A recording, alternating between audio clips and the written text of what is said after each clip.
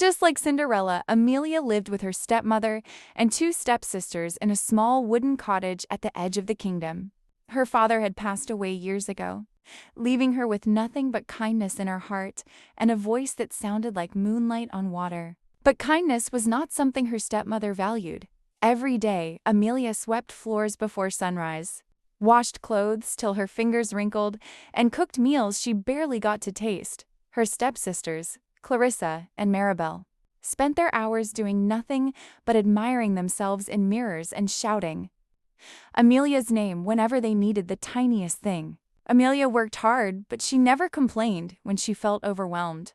She would slip behind the cottage, sit by the river, and sing softly, her voice carried across the water like a gentle spell. Villagers often paused to listen, but no one ever stopped long enough to truly see her.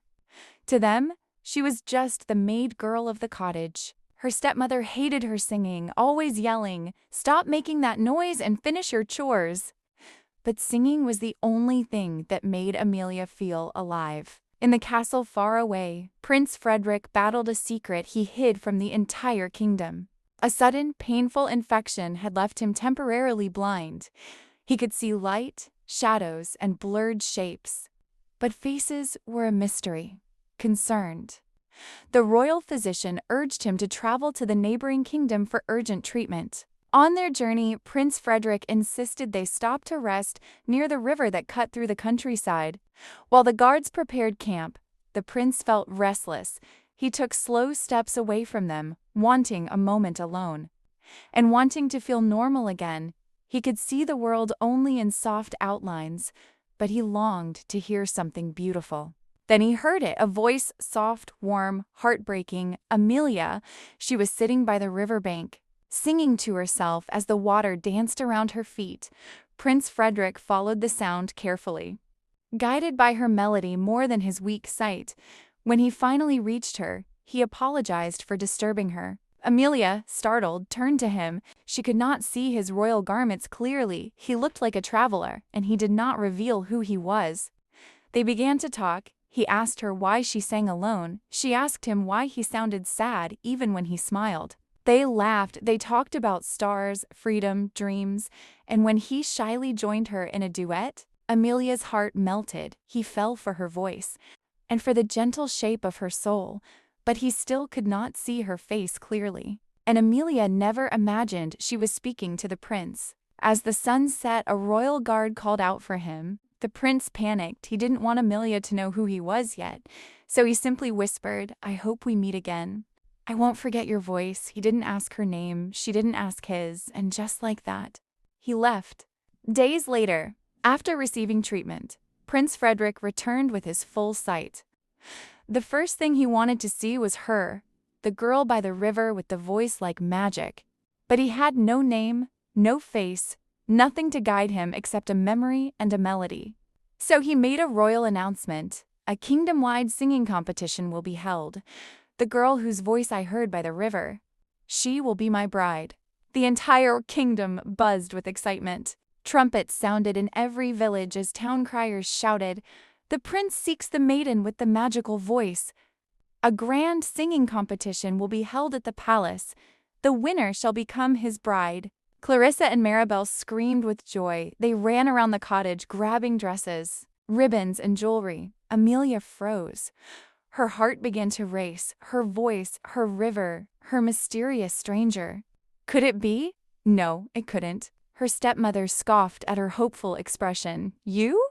Attend a singing competition? You can't even finish your chores on time." Amelia lowered her gaze, hope slipping from her fingers. The next morning, Amelia tried to bring up the topic gently. "Stepmother, may I go to the competition just to try?" Her stepsisters burst into laughter. "You? With which dress? With which shoes? Amelia, be serious." Her stepmother's voice was sharp as a blade. "Absolutely not. Someone must stay back and clean the house, and that someone is you." Amelia swallowed her tears. Her dream felt so close yet completely unreachable. Clarissa and Maribel spent the whole day practicing their disastrous singing. Convinced they were born for royalty, Clarissa sang so loudly the chickens ran away.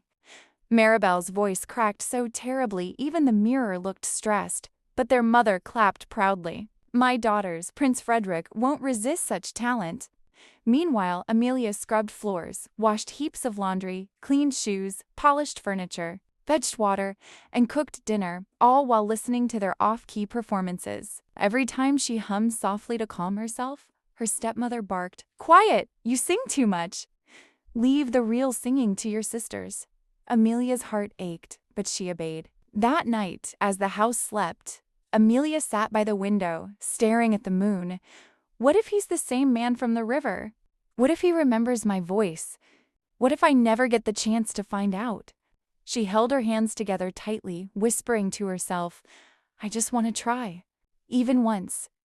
Then she heard soft knocking. It was Mrs. Dola, the kind elderly neighbor who had known Amelia since childhood, my dear. I'd heard about the competition.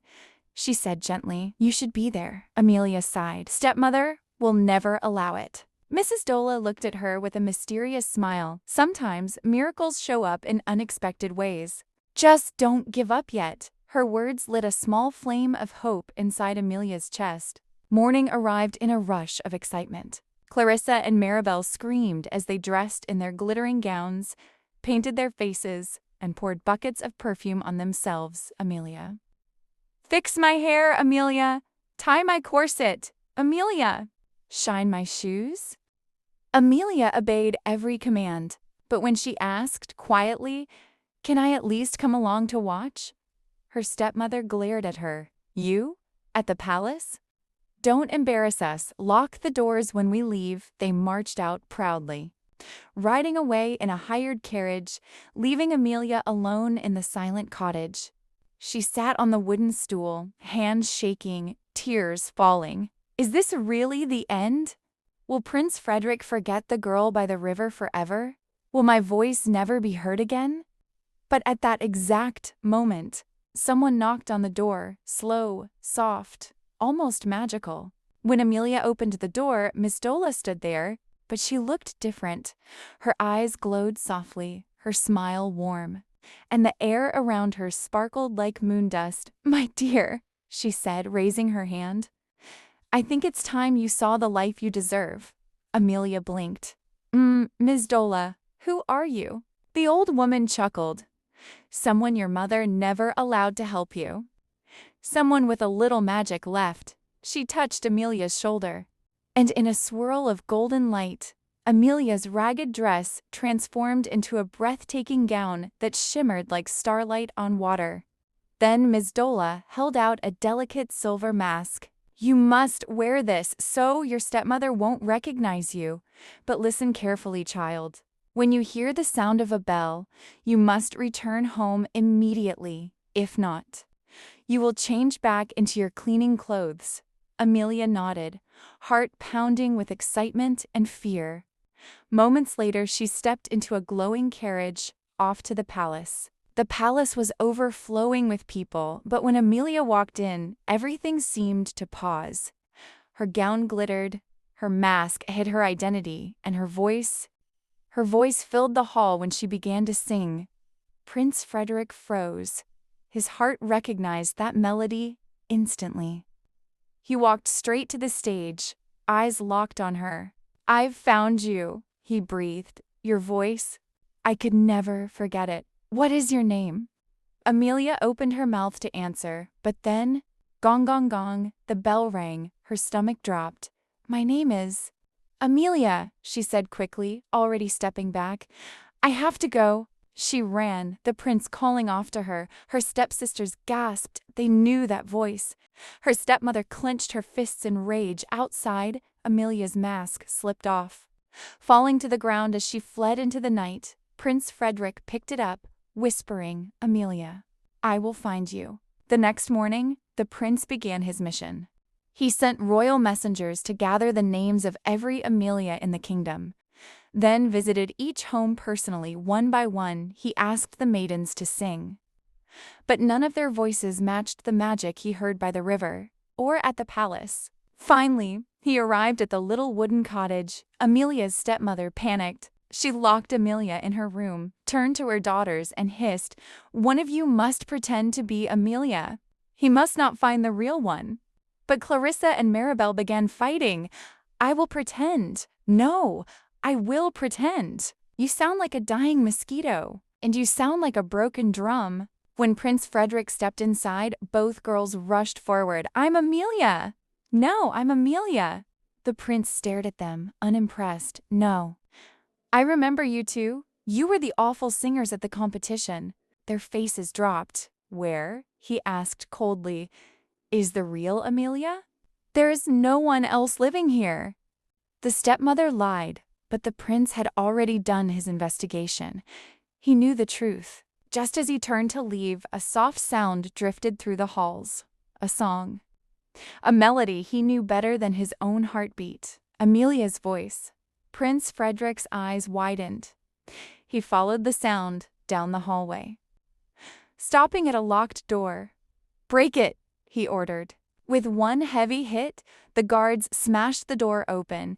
Inside, Amelia sat on the floor, tears staining her cheeks.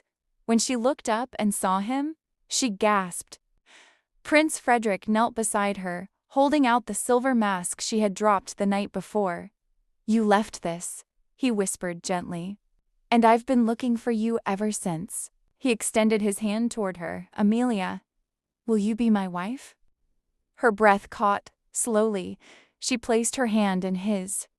Yes, she whispered, tears turning into a trembling smile. Prince Fredrick helped Amelia to her feet and led her outside, past her stunned stepmother and furious stepsisters. A royal carriage waited. The kingdom buzzed with excitement as news spread that the mysterious singer had been found. At the palace, they had a beautiful wedding, candles glowing, flowers blooming, and music filling the air like a blessing. And as Amelia walked down the aisle, she finally felt seen, heard, loved. Not for her chores, not for her suffering, but for her heart. Prince Fredrick held her hands and said, I found you by a river, but I will love you for a lifetime, and so, just like Cinderella. Amelia found her happily ever after. The end. Thank you for watching. If you're new to my channel, do hit the subscribe button for more stories like these. And to my returning subscribers, I love you.